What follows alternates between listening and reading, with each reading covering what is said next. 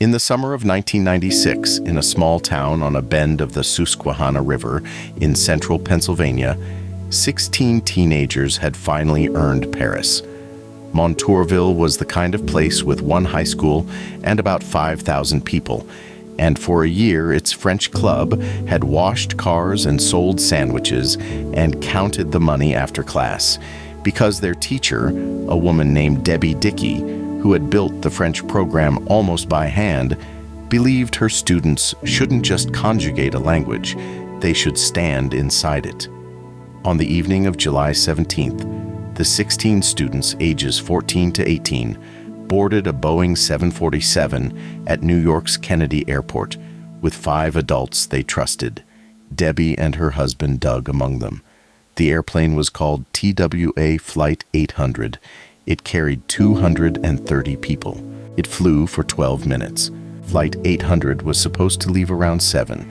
A piece of broken ground equipment and a baggage question held it at the gate while a long July dusk settled over the airport, and the airplane finally pushed back at 2 minutes past 8, lifting off at about 8:19, climbing out over the south shore of Long Island toward the open Atlantic. At 8:31 and 12 seconds, its radar return simply stopped. Boaters off the hamlet of East Mauritius saw fire fall out of the evening sky and spread impossibly across the surface of the ocean, a burning slick 8 miles offshore, where an airplane had been. There were no survivors, 212 passengers and 18 crew. That night, families began arriving at a hotel near Kennedy Airport, the Ramada Plaza, expecting information. Many would stay for weeks. The place earned a name nobody wanted, the Heartbreak Hotel. 1996 was a frightened summer. A bomb had killed 19 American airmen in Saudi Arabia 3 weeks earlier. 10 days after Flight 800 fell, a bomb would go off at the Atlanta Olympics.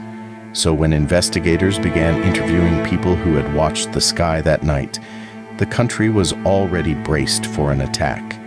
And among 736 witness accounts, 258 people described a streak of light near the falling plane. The word missile attached itself to the story within days and has never let go. The FBI opened a parallel criminal investigation that grew to more than 1,000 agents. The possibility had to be taken exactly that seriously, but answering it would require something no one had ever quite done: recovering an entire jumbo jet from the bottom of the sea and asking the metal itself what happened. The wreck lay 120 feet down. For more than 10 months, Navy, police, and fire department divers worked the debris fields in the dark. Nearly 4,000 scuba dives, 752 of the deeper decompression dives, a salvage ship named USS Grasp holding station over the site.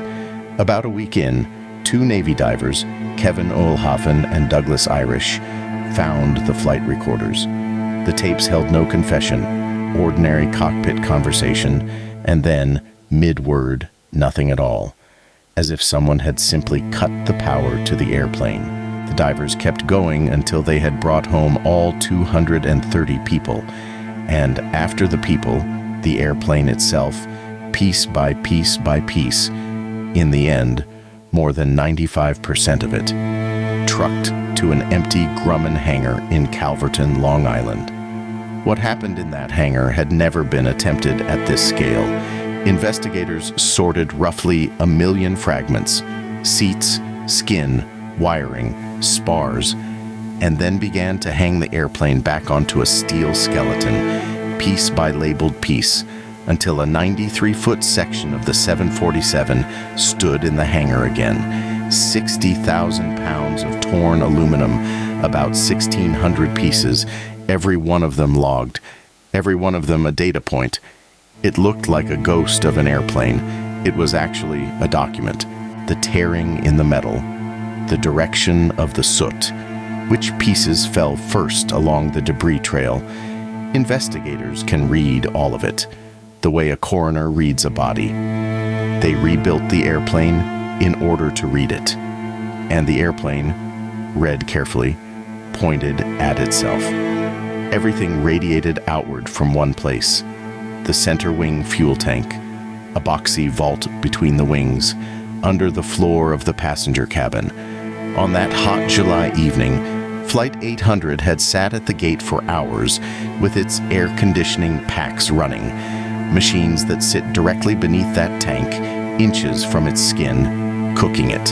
The tank was nearly empty, some 50 gallons of fuel sloshing in a space built for thousands, warming, by the board's estimates, past 100 degrees, until what filled the tank was not fuel but fume, a vapor at exactly the wrong mixture. Vapor at that state needs almost nothing. The investigation's conclusion, after 4 years and $40 million, the longest and costliest in the safety board's history to that point, was an explosion of the center wing tank, ignited most likely by a short circuit outside the tank, pushing excess voltage down the fuel gauge wiring into it. Most likely. The board said plainly that the spark itself could not be determined with certainty. The tank tore the aircraft open from within. Scale model tanks, detonated on a test range, made the same signature the wreckage carried, which left the streak of light. 258 people had seen something, and an honest investigation owed an answer for every single one of them. The answer came from the airplane's last 40 seconds.